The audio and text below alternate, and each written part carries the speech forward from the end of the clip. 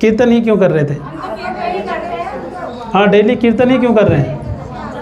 हमारा प्रतीक्षा में कीर्तन किए। आज मैं बताऊंगा कीर्तन ही क्यों करना चाहिए। क्योंकि कलयुग के लिए हमारा धर्म क्या है? कीर्तन करना। अलग अलग युग में अलग अलग धर्म दिया गया है। जैसे कि आप हॉस्पिटल में जाएंगे, आपको बुखार हो गया, बड़े लोग जाएंगे उनके लिए अलग दवा देगा डॉक्टर, छोटे बच्चे जाएंगे तो उनके लिए अलग दवा देगा। ऐसे सत्व गुण में जो है उसके लिए अलग विधि दिया जाता है कि नहीं। जैसे कि सत्य युग में सब लोग सत्व गुण में रहते थे, तो उन लोगों के लिए मार्ग क्या था?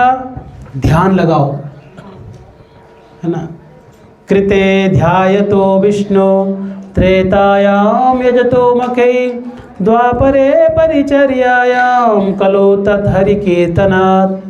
हाँ, ये श्लोक कहा गया शास्त्रों में। सतयुग में ध्यान लगाते थे लोग।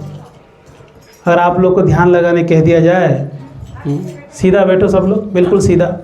देखो कोई सीधा नहीं था, है कि नहीं? ऐसे सीधा बैठो, 6 घंटे तक बैठना है बिना बैंड हुए, और आँख को आधा बंद करो और नाक के अग्रभाग में देखो। करो करो, आधा बंद करो, आधा, पूरा नहीं, सो जाएंगे नहीं तो। मुश्किल है कि नहीं? ये ऐसे बैठना मुश्किल है, क्योंकि ये केवल सतयुग के लिए ही कहा गया, जिनके शारीरिक बल बहुत ज़्यादा था और मन बहुत शांत था। सुनिए ध्यान से। तो मन इतना शांत था कि वो हजारों साल तक बैठकर भगवान का ध्यान लगा सकते थे।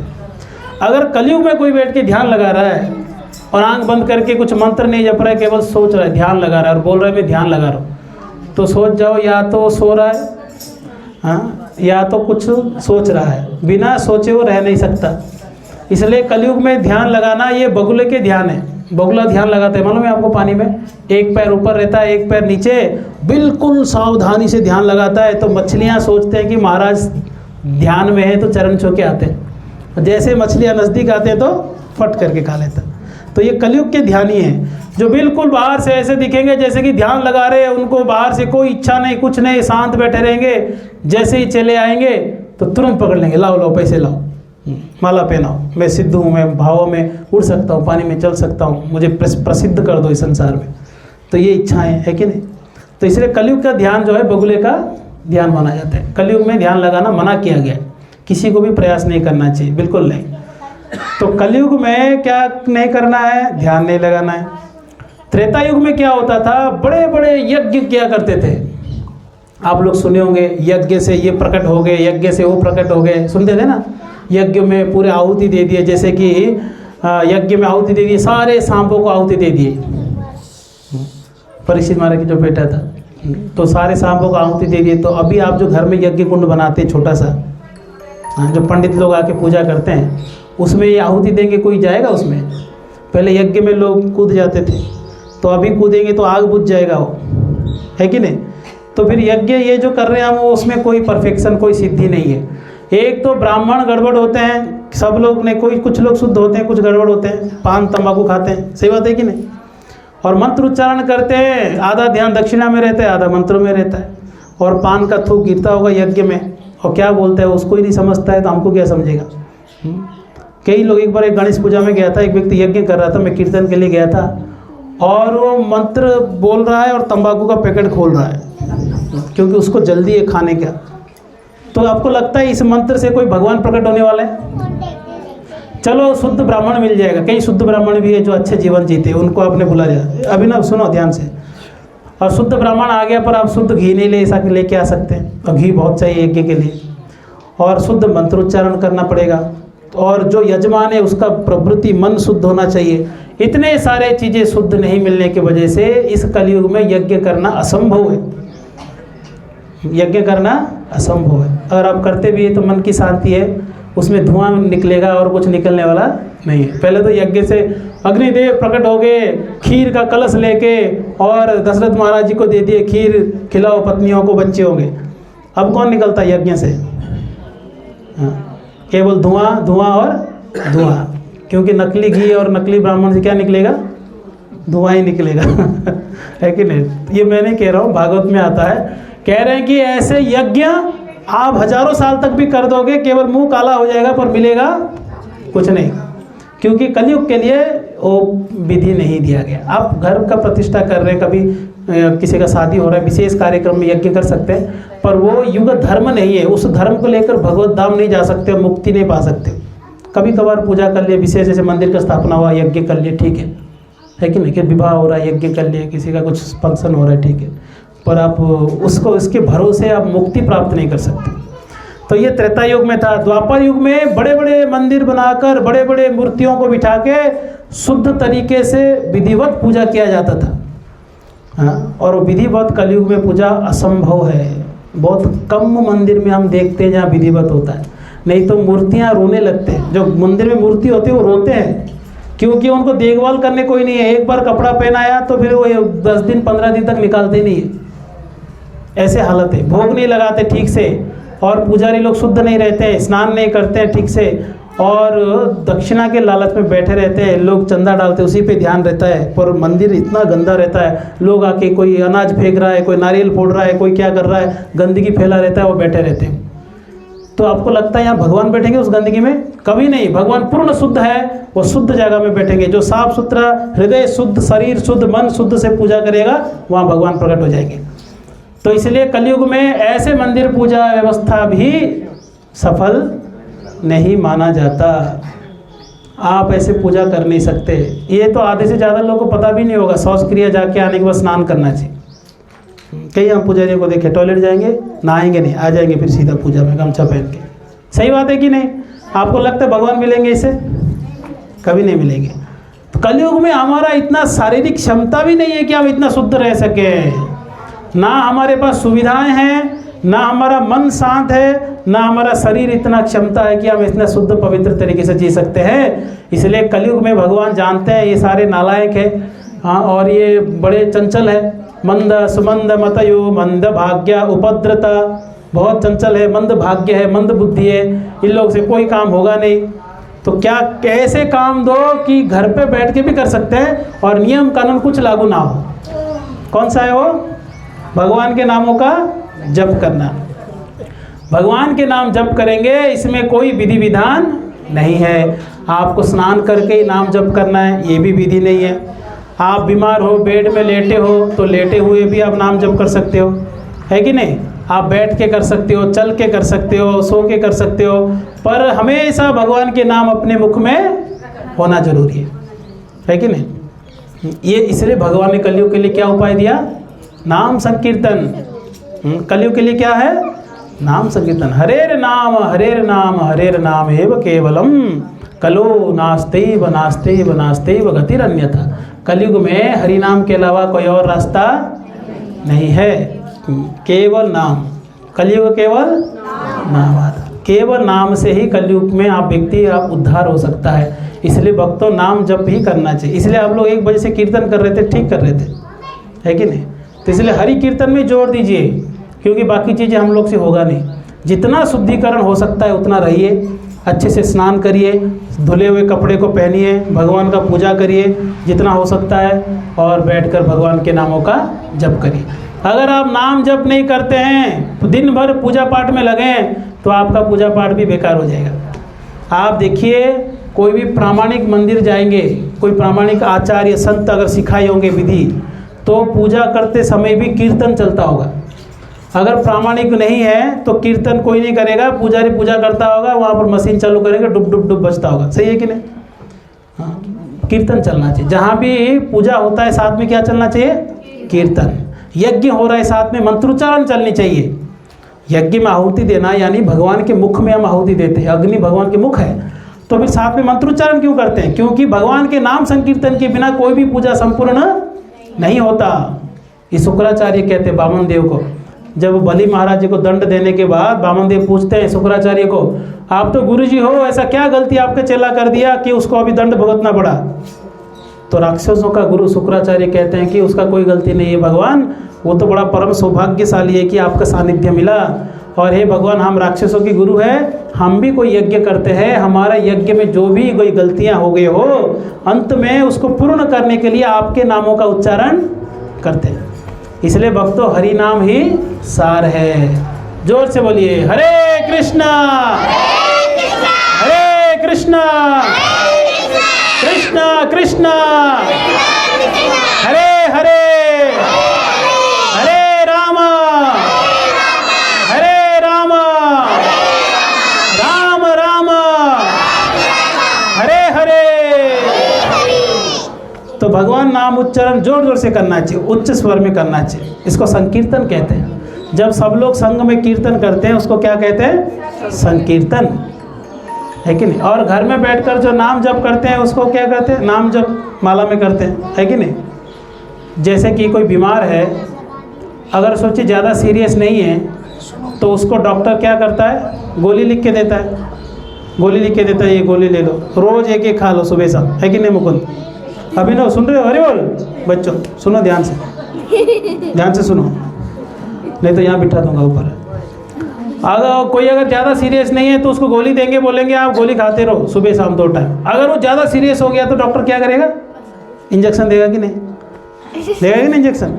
तो इसलिए संकीर्तन यानी इंजेक्शन देना, और नाम जप यानी गोली खाना। कलयुग में हम इतने बीमार हैं, इतना माया का प्रभाव हो चुका है, इतना चित्त जो है भौतिक हो गया है, इतने बीमार हो गए हम, आध्यात्मिक स्तर से नीचे गिर गए हैं कि हमको गोली से काम नहीं चलेगा। इसलिए इंजेक्शन का बहुत आवश्यक है, इसलिए नाम संकीर्तन बहुत आवश्यक है। हर रोज़ संकीर्तन करिए, हर रोज़ नाम जप करिए। अभी देखिए कोई भी व्यक्ति बीमार हो, किसी को बुखार हो गया, ठीक है, तो उसको 2 चीज़ों का ध्यान देना पड़ता है। 2 चीज़ है ना। मुकुंद बीमार पड़ गया तो डॉक्टर क्या बोलेगा बताओ? अब बुखार हो गया, पहले डॉक्टर बोलेगा दही खाना बंद, है कि नहीं? आइसक्रीम खाना बंद, चॉकलेट खाना बंद, ठंडे पानी से नहाना बंद, कहेंगे कि नहीं? इसको परहेज कहते हैं। और क्या नियम क्या है, करना क्या है हमको? तो बोलेंगे आपको क्या खाना है लिख देंगे वो, है ना, ये चीज़ें खाओ, गरम गरम खाओ, है ना, दलिया का खिचड़ी खाओ, जो भी नियम बताएंगे, और सुबह शाम 2 टाइम गोली खाओ। तो यानी 2 चीज़ है, आपको अगर स्वस्थ होना है तो परहेज भी जरूरी है और नियमों को पालन करना भी जरूरी है। हाँ, तो इसलिए भक्ति में अगर प्रगति करना हो, ये भौतिक बीमारी जो हमको हो गया है, भवरोग हो गया है, इस भवरोग से अगर निकलना हो, कितने लोग को भवरोग हो गया? तो संसार के रोग किसको पकड़ा है? सबको पकड़ा है, सब माया में, है कि नहीं? ये शरीर एक दिन छूटने वाला है, इस शरीर को लेकर लोग जला देंगे। कहाँ से आवाज आ रही है? 2 माइक चल रहा है क्या? एक माइक बंद कर दो। आप लोग का पुराना माइक बंद कर दीजिए, ठीक है? ध्यान से सुनिएगा। सब लोग को ऐसे माया पकड़ी है कि ये शरीर जो छूटने वाली है, फिर भी शरीर के प्रति हमारा आसक्ति बहुत ज़्यादा है कि नहीं? कुछ साल के बाद सब हमको शरीर को मर जाएंगे, लेके जला देंगे। हमको क्या बिठा के 100 साल तक रखेंगे, पूजा करेंगे? कोई नहीं, एक दिन भी नहीं रखेंगे, बोलेंगे ये निकालो, इसको जला दो, नहीं तो ये अभी सड़ने लगेगा। सही है कि नहीं? इतना प्रेम कर रहे हैं करके जो जीवन भर आपको बोलते हैं हम आपको प्रेम करते हैं, वही अंतिम में उठा के क्या करता है? जला देता है, फेंको इसको, जला दो। ये सच्चाई है। फिर भी हम लोग इतने शरीर से आसक्ति है कि हम उसको फेयर एंड लवली लगाते रहते हैं, सजाते हैं कि नहीं? ब्यूटी पार्लर जाते लोग, आप लोग शहर में तो जाते हैं, गाँव में नहीं जाते हो। इतना शरीर को सजाते हैं, बोलते हैं हम तो 1000 साल जीने वाले हैं, पर वास्तव में ये इसको माया कहते हैं। जो हम है नहीं, शरीर है नहीं हम, फिर भी हम अपने आप को क्या मानते हैं? शरीर मानते हैं। इसलिए भवरोग कहते हैं इसको। मेरा शरीर, मेरे बच्चे, मेरे परिवार, मेरे संपत्ति, मेरे गांव, मेरे जन्मस्थान, ये जो आसक्ति है। देखिए आज जो ये मौलाना चोर है ना, हाँ मौलाना चोर में जो जन्म लिया है, वो मरेगा तो अगले जन्म में जरूरी नहीं यही जन्म लेगा। वो पता चला कि वो कहीं गुजरात में जन्म ले सकता है। संभव है कि नहीं? संभव है। जरूरी नहीं कि मनुष्य बनेगा, वो पता चला कुत्ता बन के यहीं घूम रहा है, वो भी संभव है। पता चला देवता बन के स्वर्ग में बैठा है, वो भी संभव है। और नरक में जाके उसका पिटाई हो रहा है, वो भी संभव है। यानी आत्मा एक जगह टिकता नहीं है, वो बार बार शरीरों को बदलता रहता है। तो इसलिए भक्तों, यही जो आसक्ति है कि मैं और मेरा, इस आसक्ति को क्या कहते हैं? भवरोग। अब बताइए कितने लोग भवरोगी है? हाथ उठा। कितने लोग को भवरोग हो गया? सबको हो गया ना? सब लोग को ये बीमारी है। तो इसलिए इस रोग से बचने के लिए क्या करना पड़ेगा? 2 चीज़ करना है। आप लोग बात मत करो, अभी आए आप लोग ना। तो 2 चीज़ करना है। पहला, नियमों को पालन करना है और परहेज भी करना है। तैयार हो आप लोग? अगर आप तैयार हो तो ही बताऊंगा मैं। तैयार है ना? हाँ, 2 चीज़ें। तो क्या क्या नियम है? 5 नियमों को बताऊंगा जो आपको नियमित रूप से हर रोज करना है, और 4 परहेज बताऊंगा। ठीक है? 5 नियम और 4 परहेज आप लोग को याद रखना है। पहले परहेज बताओ या पहले नियम बताओ? पहले नियम, क्या करना चाहिए वो जरूरी है ना? क्या नहीं करना तो छोड़ देंगे अपने आप। तो क्या क्या करना है? हर रोज नाम संकीर्तन करना है। हर रोज क्या करना है? नाम संकीर्तन, जप करना, कीर्तन करना, ये रोज होना चाहिए। भगवान का गुणगान करना, ये नियमित रूप से करिए। भले ही आप बीमार हो, भले ही आप दुखी हो, भले ही आपके घर में कोई कष्ट हो, आप किसी भी स्थिति से क्यों आप गुजर रहे हो, फिर भी भगवान के नामों को कभी मत छोड़ो। आप अगर दुखी हो तो घर पे बैठ के नाम जप करो, अगर सुखी हो तो मंदिर में आके करो। आज मैं बहुत टेंशन में हूँ तो क्या खाना छोड़ देते हैं? नहीं छोड़ते ना। तो फिर नाम जप कैसे छोड़ देंगे? नहीं छोड़ना चाहिए। जितना प्रिय शरीर है उतना प्रिय आत्मा भी होना चाहिए, क्योंकि नाम जप छोड़ेंगे आत्मा कमजोर हो जाएगा। इसलिए भक्तों, कोई भी परिस्थिति हो, नाम जप के लिए कोई नियम नहीं है। कई बार लोग पूछते हैं हमारे घर में किसी का जन्म हुआ, कितने दिन तक नाम जप नहीं कर पाएंगे? हम बोलते हैं इसका कोई नियम नहीं है, रोज नाम जप करो। क्या हम तुलसी माला में नाम जप कर सकते हैं? बोलते तुलसी माला में करो, कोई दिक्कत नहीं। क्या हम भागवत पढ़ सकते हैं? तो भागवत भी पढ़ो, कोई अपराध नहीं है। केवल मूर्ति पूजा के लिए आपको नहीं आना है। मंदिर में नहीं जा सकते, घर में मूर्ति है तो उसका पूजा नहीं कर सकते, पर आप नाम जप कर सकते हैं, है ना? इवन महिलाएं भी जब अशुद्ध अवस्था में रहते उस समय में भी नाम जप कर सकते हैं, शास्त्र अध्ययन भी कर सकते हैं। इसलिए कोई नियम नहीं। और क्या करना है? दूसरा है भागवत श्रवण।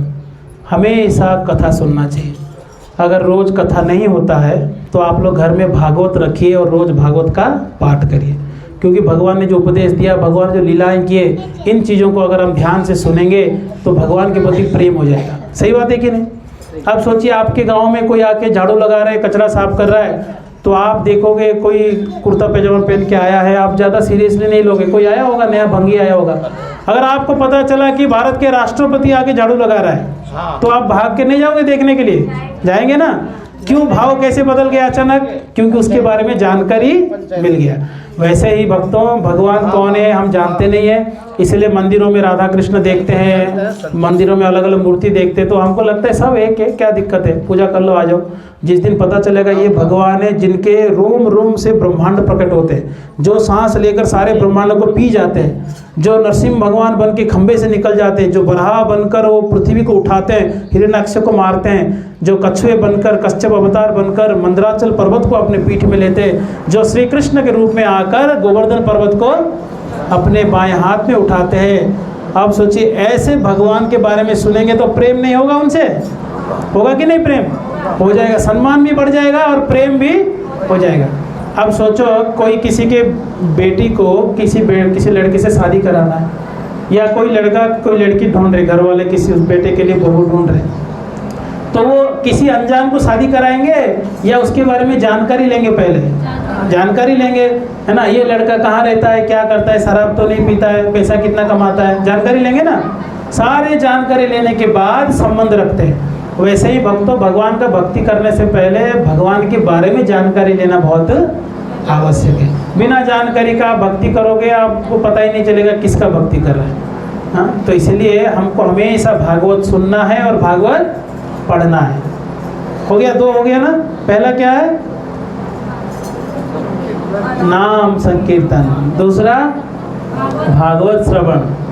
तीसरा भगवान की मूर्ति पूजा, श्री विग्रह का सेवा। श्री विग्रह कहते हैं। मूर्ति पूजा बहुत जरूरी है।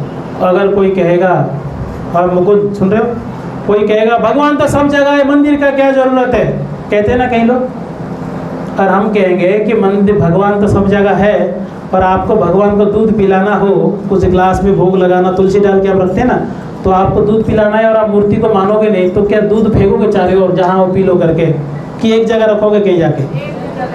वो जगह क्या है? भगवान की मूर्ति के सामने रखना पड़ेगा। यानी सब जगह भगवान होने पर भी मंदिर में भी वो निवास करते हैं। किस रूप में? मूर्ति के रूप में। अब सोचो, हवा तो हर जगह है, पंखे का क्या जरूरत है? क्यों जरूरत है? क्योंकि हवा हर जगह होने पर भी पंखे के सामने हवा का अनुभव होता है। सही है कि नहीं? इसलिए हम पंखा लगाते हैं। वैसे ही भगवान हर जगह होने पर भी अनुभव कहाँ होता है? मंदिर में होता है। जो भावना मंदिर में आती है, हाँ, वो सब जगह आपको नहीं आएगा। इसलिए भक्तों, सब जगह भगवान है, सही बात है, पर एक जगह वो मूर्ति के रूप में आते हैं हम लोग से सेवा लेने के लिए। इसलिए मूर्ति पूजा बहुत जरूरी है। जो मूर्ति पूजा नकारता है वो नास्तिक बन जाता है। इसलिए मंदिरें बननी चाहिए और भगवान की पूजा होनी चाहिए और करनी चाहिए, सबको करनी चाहिए। अब सोचो, यहाँ मंदिर है तो आप इतने लोग आ गए, मंदिर नहीं होता तो? अगर किसी के घर में कार्यक्रम करता मैं तो आते सब लोग? नहीं आते। अरे किसके घर में क्यों जाए, मंदिर है तो सब आ जाते कथा सुनने। इसलिए मंदिर बननी चाहिए। जितने मंदिर जहाँ बनाना है बनाइए और वहाँ सत्संग करिए, कीर्तन करिए और भगवान की मूर्ति बिठाइए। भगवान में, भगवान के मूर्ति में कोई अंतर नहीं होता है। आप लोग को एक कथा बताऊंगा, बहुत ध्यान से सुनिएगा। एक बार श्रीरंगम करके एक जगह है दक्षिण भारत में, है ना, श्रीरंगम, वहाँ रंगनाथ जी, बहुत बड़ा पत्थर का मूर्ति है, अनंत शेष में भगवान लेटे हुए, विष्णु भगवान, बहुत बड़ा मूर्ति है एक्चुअली। हाँ, तो भगवान विष्णु लेटे हैं, तो वहाँ पर जो है हजारों लोग दर्शन करने आते हैं। एक बार क्या हुआ, भगवान अंदर लेटे हैं मूर्ति के रूप में और कोई दर्शन करने नहीं आया, पुजारी भी वहाँ है नहीं, गायब हो गया। तो भगवान अंदर लेटे लेटे सोचे कि ये सारे भक्त दर्शन के लिए आ नहीं रहे, क्या हो गया आज? तो जब भगवान जो है मूर्ति के रूप में उठ गए, खड़े हो गए, सोचो पत्थर का मूर्ति इतना बड़ा और उठ जाएगा तो कितना बड़ा हो जाएगा। और भगवान उठ के मूर्ति के साथ चल के ऐसे मूर्ति के रूप में बाहर आके देखे तो सब लोग बैठ के कथा सुन रहे थे। यानी भगवान के दर्शन से भी ज़्यादा जरूरी क्या है? कथा सुनना। ये हमेशा ध्यान रखिएगा, कथा से भगवान के प्रति प्रेम बढ़ता है। तो भगवान सामने आए, बाहर आए तो देखिए कथा चल रहा है। तो ऐसे ही खंबा था, वहाँ पर पिलर था, वहाँ पुजारी भी सुन रहा था खड़े होके, भगवान अकेले हो गए थे। तो भगवान जो मूर्ति के रूप में बाहर आए, खड़े होके वो भी कथा सुनने लगे। सुनते सुनते थक गए तो पुजारी के ऊपर अपना हाथ को ऐसे रख दिए। जैसे पुजारी के ऊपर हाथ रखे तो पुजारी को भारी लगा। बोला, भाई इतना भारी आदमी कौन है, मेरे कंधे में हाथ रखा? तो घूम के देखा तो भगवान है। तो तुरंत पुजारी हाथ पकड़ा, बोला, भगवान ये कलयुग है, ऐसे मत घुमा करो आप। खींच के लेके अंदर सुला दिया। तो इसलिए भक्तों ऐसे लीलाएं करते भगवान। और एक मंदिर नहीं, सारे मंदिरों की कथाएं हमको पता है। हाँ, पंढरपुर में भगवान विट्ठल भी ऐसे लीलाएं करते हैं। हाँ, कांचीपुरम में भरतराज लीलाएं करते हैं, जगन्नाथपुर में जगन्नाथ जी लीलाएं करते हैं, द्वारका में द्वारकाधीश लीलाएं करते हैं, बद्रीनाथ में हाँ भगवान नारायण लीलाएं करते हैं। ऐसा कोई मंदिर नहीं है जब भगवान लीलाएं नहीं करते। जगन्नाथपुरी में एक बार अंग्रेज लोग आके बोलते हैं, तुम्हारे भगवान खाते हैं कि तुम इतना भोग लगाते हो, इतने बड़े बड़े मटके में चावल सब्जी सब? बोलते हैं हमारा भगवान खाते हैं ना। बोलते हैं हमको तो नहीं दिखता है खाते हुए। बोलते हैं कि नहीं दिखता है, खुद भोग लगा दो, बताओ क्या लगाना है। तो उन्होंने 10-10 किलो के 3 लड्डू लाए, बिल्कुल गोल सुंदर सा सजाकर, बोले भोग लगाओ, देखेंगे खाते हैं कि नहीं। तो पंडे भोग लगाए, अंग्रेज बाहर खड़े थे, उनको तो अंदर अलाउ नहीं है। भोग लगा के बोले ये लो लड्डू। वो देखे चारों ओर, कहीं कुछ टूटा ही नहीं है, बिल्कुल जैसे सजाए थे वैसे ही सजा हुआ है। बोले भाई खाए कहाँ, जैसे हमने सजा के दिया वैसे ही तो दे दिया। तो पुजारी बोला इसको एक बार वजन करके देखो। तो वजन किए तो सब में से 2-2 किलो गायब था। दिख रहा था वैसे ही, पर वजन किए तो कितना किलो गायब है? 2-2 किलो गायब है। तब उनको समझ में आया कि इनके भगवान क्या करते हैं, खाते हैं, पर दिखता नहीं बाहर से। तो भगवान जो है वो खाते भी हैं, आप प्रेम से भोग लगाओगे। हमारे कई भक्त हैं जो घरों में गोपाल जी को रखते हैं ना, और राधा कृष्ण मूर्ति रखते हैं, वो बताते हैं कि हम अगर कपड़ा पहना रहे हैं, वो कपड़े कभी टाइट होते हैं तो कभी लूज होते हैं, क्योंकि भगवान कभी कोई मोटे हो जाते हैं तो कभी पतले हो जाते हैं। क्यों? आप अगर प्रेम से खिलाओगे तो मोटे हो जाएंगे, और आप प्रेम से नहीं खिलाओगे तो पतले हो जाएंगे। भगवान है, लीलाएं करते हैं। यहाँ तक कि एक बार ब्रज में घटना हुआ, एक महिला तो बोलती है कि मेरे लाला को बुखार आ गया। वो डॉक्टर आया था, डॉक्टर को बुला लिया, बोले चेक करो मेरे लाला को बुखार है। वो डॉक्टर बोला ये मैया बूढ़ी हो गई, उनको क्या पता है कि मूर्ति है, मूर्ति भगवान थोड़ी है। बोले नहीं नहीं, हमारे लाला को चेक करो बुखार हो गया। तो डॉक्टर मैया को खुश करने के लिए वो कान में लगा के चेक करते, हार्ट बीट है ना, ऐसे लगा। जैसे लगाया तो उनको सुनाई दिया हार्ट बीट। वो घबरा गया, बोला कि मूर्ति नहीं है तो कोई आदमी है यहाँ मेरे हाथ में। तब से वो मान गया कि भगवान है और लीलाएं करते हैं। इसलिए मूर्ति को कभी साधारण पत्थर मत मानो, वो साक्षात भगवान है, आपके सामने आए हैं। इसलिए घर में आप गोपाल जी रखो या राधा कृष्ण रखो, है ना, आप लोग घर में भगवान का पूजा करो। अगर जो मूर्ति पूजा नहीं कर सकते, घर में भगवान का फोटो रखकर पूजा करनी चाहिए। 3 चीज हो गया। पहला क्या है? नाम संकीर्तन, दूसरा भागवत श्रवण, तीसरा भगवान की मूर्ति पूजा। घर में फोटो रख के भी पूजा कर सकते हैं। अभी मूर्ति पूजा में आपको घर में क्या क्या करना है? आप घर में अगर मूर्ति रखे हो या फोटो रखे हो भगवान का, भगवान जी का मतलब सीताराम जी है, लक्ष्मी नारायण हो गए, राधा कृष्ण हो गए, है ना, लक्ष्मी नरसिम्हा हो गए, ये भगवान के फोटो को रख सकते हैं। अब उनको क्या करना है? रोज सुबह शाम भोग लगाना है। आप घर में जो भी बनाते हो पहले किसको खिलाना है? भगवान को। वो आपके घर के एक सदस्य बन गए। मगर हम लोग देखते हैं भारत में लोग तो खुद खाते हैं, रोटी सब्जी दाल बाटी खूब खा लेते हैं और भगवान को कड़ी शक्कर भोग लगाते हैं और उसमें आधा चीटी खा लेते हैं, आधा भगवान के लिए रहता है। ये प्रेम है हमारा। आप पूछते हैं कई बार किसके घर में जाते हैं, गोपाल जी को क्या भोग लगाते हो आप? तो बोलते हैं कि प्रभु जी हम तो गोपाल जी को दूध भोग लगाए। तो मैं बोलता हूँ दूध भोग लगाए तो आप लोग दिन भर दूध पी कर रहे? नहीं नहीं, हम तो खा लिए, रोटी सब्जी दाल बाटी खा लिए। बोले आप लोग खा लिए तो फिर गोपाल जी को केवल दूध पिला के कैसे छोड़ दिया आपने? वो भी तो एक व्यक्ति आपके घर में आके बैठे हैं आपके भरोसे, उनको नहलाना है, कपड़े पहनाना है, खिलाना है, सारा काम तो आपका है। पर इतने स्वार्थी हम लोग कि हम लोग क्या करते हैं, पेट भर के खाते हैं और गोपाल जी को उपवास कराते हैं। क्या ये सही है? सही नहीं। तो कई लोग कहते हैं कि क्या करें महाराज जी, लहसुन प्याज खाते हैं, भोग नहीं लगा सकते। तो हम कहते हैं कि ऐसा क्यों खाते हो जो आप भगवान को नहीं खिला सकते हो, है कि नहीं? वो सब मत खाओ जो भगवान को नहीं खिला सकते। अभी बड़े बड़े मंदिरों में 56 भोग लगता है, इतने सारे व्यंजन लगता है ना, जगन्नाथपुरी द्वारका जाओ, इतने सारे व्यंजन, हजारों व्यंजन लगते हैं। क्या उसमें लहसुन प्याज होता है? तो क्या इतना सारा वैरायटी स्वादिष्ट नहीं होता है? फिर हमको क्यों चाहिए? हमारे स्वाद के लिए। भगवान नहीं खाते तो हम क्यों खाएं? नहीं खाना चाहिए। तो इसलिए भगवान को घर में रखकर भोग लगाओ, रोटी सब्जी चावल जो बनाते हो सब भोग लगाओ। भगवान बड़े खुश हो जाएंगे आपकी सेवा से। आप देखो, अगर आप कुछ नहीं दे सकते तो भगवान को 1 गिलास पानी दे दो, तुलसी पत्र दे दो, एक फल दे दो, थोड़ा फूल दे दो, भगवान खुश हो जाते हैं। पर आप अगर दे सकते हो तो आप उनको दो, खिलाओ, है कि नहीं? ऐसा तो कोई नहीं जो पानी पी के रहता होगा, खाता होगा ना रोटी कम से कम, तो रोटी भोग लगाओ। आप लोग सुन रहे हैं? पीछे बातचीत में लग गए, सुन लीजिएगा। 3 चीज हो गया है ना। अब 2 चीज और बताऊंगा। क्या है 2 चीज? चौथा है वैष्णव सेवा, यानी भक्तों की सेवा। क्योंकि भक्ति जो है वो मार्केट में मिलेगा नहीं। मिलेगा कहीं मार्केट में पैसा देके भक्ति खरीद ले? नहीं मिलेगा। तपस्या करने से भक्ति नहीं मिलेगा, शास्त्र अध्ययन करने से भक्ति नहीं मिलेगा, पुण्य करने से भी भक्ति नहीं मिलेगा। भक्ति कहाँ से मिलता है? केवल भक्तों की कृपा से ही भक्ति मिलता है ना। तो इसीलिए हमको जब भी भक्तों की सेवा का अवसर मिलता है, वैष्णवों की सेवा का अवसर मिलता है, तो उनका सेवा करना चाहिए, उनका आदर करना चाहिए। तो वैष्णवों की सेवा 2 प्रकार की होती है।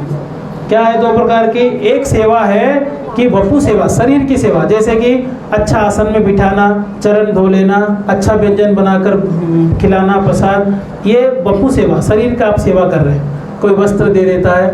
पर इससे ज़्यादा महत्वपूर्ण क्या है? वाणी सेवा, यानी जब वैष्णव कुछ बोलते हैं, उपदेश देते हैं, उसको जीवन में उतारना, ये सबसे बड़ा सेवा है।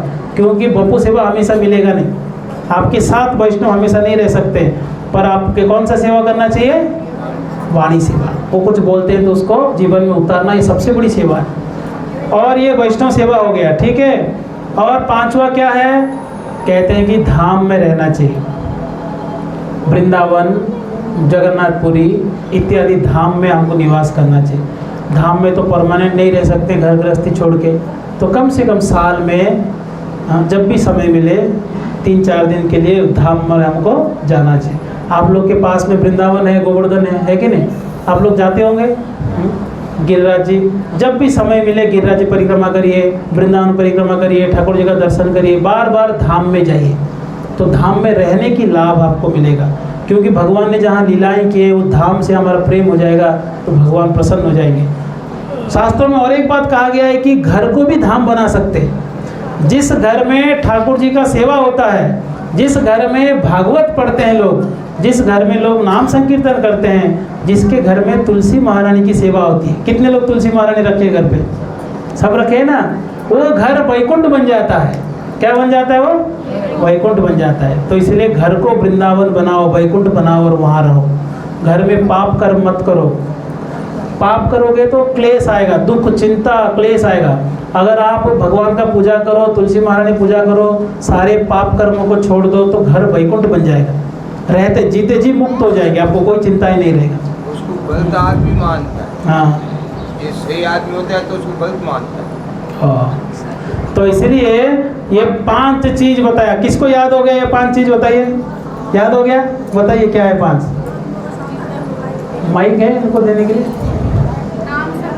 हाँ हाँ हाँ, वैष्णव सेवा, हाँ, और धाम में रहना। वैष्णव सेवा में वाणी सेवा आ जाता है। और किसको याद हो गया 5? किसको याद हुआ 5 और उनको माइक दीजिए। 5 क्या क्या?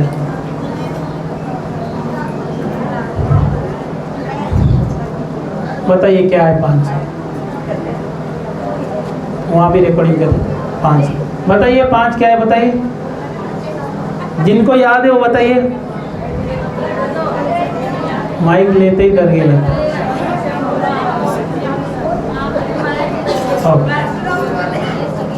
और किसको याद है? हाथ उठाइए। आपको याद हो गया? बताइए क्या है 5?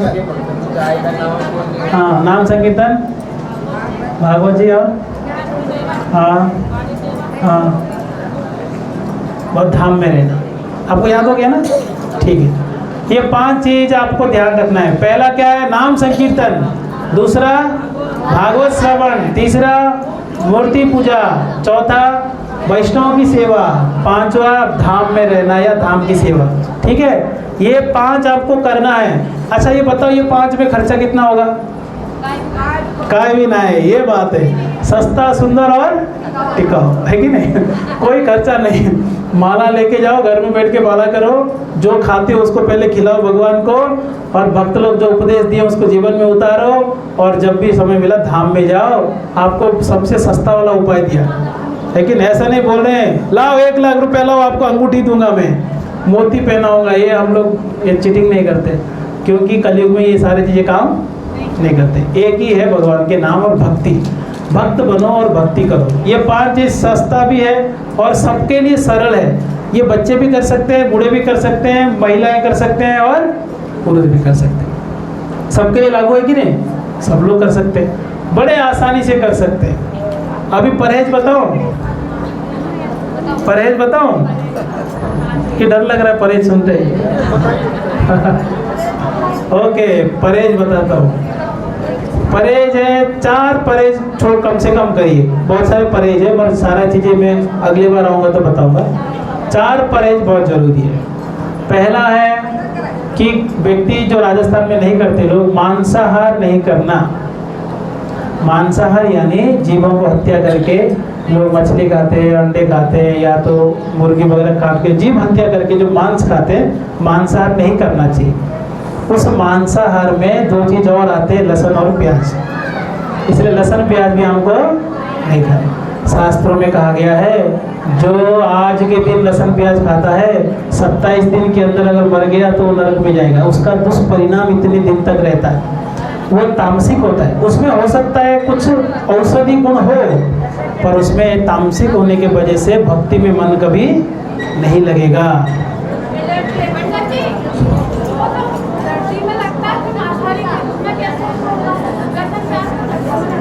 हाँ, उसका कई कथाएं अलग अलग शास्त्रों में वर्णन है, पर वो इसीलिए आता है मांसाहार, यानी वो तामसिक में गिन रहा हूँ, इसलिए मांसाहार कैटेगरी में डाला हूँ, जो आपके चेतना को विचलित करता है। क्योंकि वो राहु जो है ना, वो अमृत पीते उसका गला काट दिया ना, उसके झूठा जो गिरा था जमीन पे, उससे लहसुन प्याज हुआ। तो उससे क्या है, वो तमोगुण की प्रभाव ज़्यादा है। वो खाते ही आपका मन भगवान में नहीं लगेगा। कोई भी इस संसार में किसी भी मंदिर में चले जाइए, किसी भी आप धाम में चले जाइए, आपको कोई मंदिर में लहसुन प्याज भोग लगते हुए नहीं मिलेगा। इसलिए क्योंकि पवित्र रहो। औषधि गुण हो सकता है, उसमें कुछ लाभकारी गुण हो सकता है, पर हमारे भक्ति के लिए बहुत बड़ा बाधक है। एक दिन में नहीं छूटेगा, जब करते रहो अपने आप छूट जाएगा।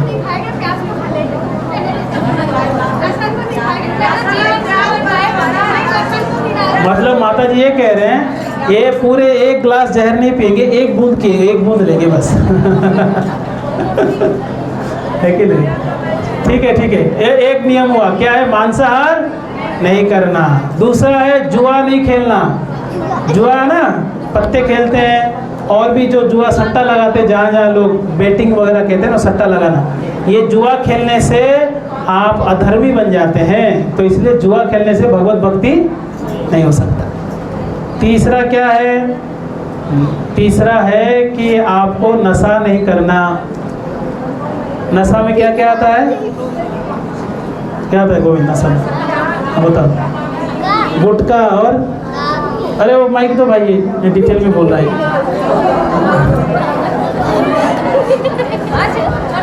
ये बच्चा डिटेल में बोल रहा है, इसको मालूम है सारे चीज। एक्सपीरियंस के साथ तो नहीं बोल रहे हो ना भाई? ये लो। हरे कृष्ण बोलो, तो क्या क्या बोलो, खड़े हो जाओ, जोर से बोलो सब। माइक बोले पड़ा, ब्लू वाले दोनों, और सुनाई नहीं दिया। पास में बोलो, तो जोर से बोलो। हाँ अब आया, बताओ। हाँ, और उधर उन लोग को समझाओ क्या नहीं पीना है। हाँ, और बीड़ी और इतना चीज सिखाया कौन आपको? हाँ? बच्चों को पता है कि क्या नहीं पीना चाहिए। नशा में क्या क्या आता है? बीड़ी, तंबाकू, गुटखा, जो भी चीज है नशा, आपको मालूम है सब, वो सारी चीजों को त्यागना चाहिए। पर आपको दो चीज नशे में आते हैं, आपको पता नहीं है। बताओ आपको सीक्रेट? नशा तो आपको सब पता है। लोग कीर्तन में ताली नहीं बजा रहे थे, पर तंबाकू डाल के ताली जरूर बजाएंगे, है कि नहीं? सही है कि नहीं? आजकल ये हाल है। लोग बहुत सारे नशा है, आप जानते हैं, पर एक दो नशा है जो आप लोगों को पता नहीं है। वो नशा है चाय और कॉफ़ी। ऐसे नशा है कि आप उसको छोड़ नहीं सकते जल्दी। किसी को कह दो छोड़ दो तो बोलेगा सर दुख रहा है, चक्कर आ रहा है, क्या क्या हो रहा है, कैसे छोड़ दें। ये अंग्रेज लोगों ने ये चालू कराया, पहले नहीं था चाय। ये अंग्रेजों ने ये नशा लगा के गया। ये नशा क्यों है मैं बता रहा हूँ, क्योंकि इसमें निकोटिन होता है चाय में, जो नशा है निकोटिन, और कॉफ़ी में कैफीन होता है। ये दोनों नशे की कैटेगरी में आते हैं, इसलिए चाय कॉफ़ी नहीं पीना चाहिए। आप हर्बल टी वगैरह पी सकते हैं जिसमें क्या निकोटिन नहीं होता है, ठीक है ना। तो ये सारे चीज़ें परहेज है। परहेज नहीं कर रहे हो या कर रहे हो, मैं ज़्यादा जोर नहीं दूंगा, पर कम से कम जो 5 चीज़ बताए वो अपने जीवन में लागू करो, परहेज अपने आप हो जाएगा। मतलब आप अच्छे चीज़ों को स्वीकार करो, बुरे चीज़ अपने आप छूट जाएंगे, उसके लिए अलग से ध्यान देने की आवश्यकता नहीं पड़ेगा। हाँ, इसलिए परहेज हो जाएगा धीरे धीरे। पर परहेज करके मैं भक्त बनूं, ये नहीं संभव है। परहेज के चक्कर में मत पड़िए। आप पहले क्या करना है, जो मैंने 5 चीज़ बताई वो करिए, परहेज अपने आप छूट जाएगा। समय आने पर आपको पता ही नहीं चलेगा कब छूट गया, है ना। क्या क्या 5 चीज़ें? नाम संकीर्तन, भागवत श्रवण, भक्तों की सेवा, मूर्ति पूजा और धाम। ये 5 को ध्यान दीजिए। हरे कृष्णा। श्रील प्रभुपाद की जय, हरिनाम संकीर्तन की जय, ग्रंथराज श्रीमद् भगवद गीता की जय, निताय गौर प्रेमानंदे, हरि हरि बोल।